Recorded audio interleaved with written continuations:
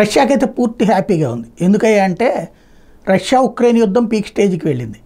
అవద్వేక స్వాధీనం చేసుకుని ఆ పైన మిగతా ప్రాంతాల స్వాధీనానికి వెళ్తోంది.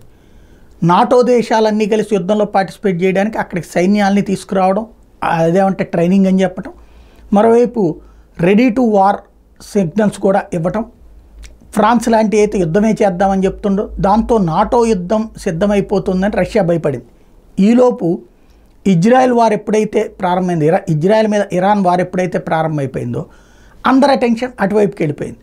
ఇప్పుడు ఇదే నాటో దేశాలు, ఇదే యూరోపియన్ దేశాలు అర్జెంటుగా ఎవరిని కాపాడుకురావాలి? ఇజ్రాయెల్ని కాపాడుకురావాలి. ఎవరి మీద యుద్ధానికి వెళ్ళాలి? ఇరాన్ మీద యుద్ధానికి వెళ్ళాలి. ఈ రెండిట్లో ఏది ప్రయారిటీ అంటే ఇరాన్ ఇజ్రాయెల్ యుద్ధమే ప్రయారిటీ. ఎందుకంటే దాదాపుగా 14 దేశాల మధ్యలో ఉన్నటువంటి ఇజ్రాయెల్ని కాపాడాల్సిన బాధ్యత వాళ్ళందరి మీద ఉంది. లేదంటే రేపు పొద్దున అది కూడా కనుక ఇస్లామిక్ కంట్రీ కింద మార్చేస్తే భవిష్యత్తులో ఇక అమెరికాకి గ్రిప్ అనేదే ఉండదు అక్కడ అరబ్ దేశాలు వాటి మధ్యలో చూసుకున్నప్పుడు. కాబట్టి అక్కడే ప్రయారిటీ ఇచ్చుకుంటూనే అవన్నీ. కాబట్టి ఇక్కడ వీళ్ళ జోలికి వచ్చేటటువంటి పరిస్థితి లేదు. ఇక్కడ ఈ లోపుగా కొట్టాల్సినటువంటిది కొట్టి అవతల పడేయడానికి సిద్ధపడుతుంది రష్యా. తద్వారా సాధ్యమైనంత ఎక్కువ భూభాగాన్ని స్వాధీనం చేసుకునేందుకు రంగం సిద్ధం చేసుకుంది.